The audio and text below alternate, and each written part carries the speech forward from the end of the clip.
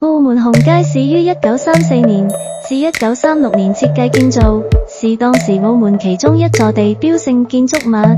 近那些那提督大馬路旁邊，坐車去關閘多數會經過此路段。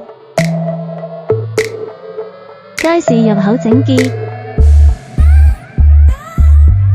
看見所有食材都新鮮。一般民生街市，招牌寫住紅街市，經過翻新之後都幾靚。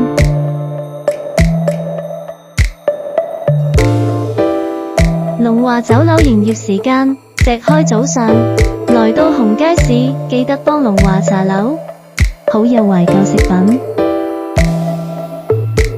附近有街邊小檔及小食，有時間可坐26號 A 去黑沙海灘，附近環境清幽及可燒烤，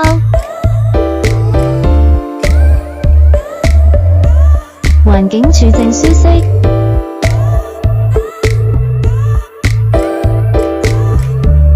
下次再見，歡迎加入我頻道。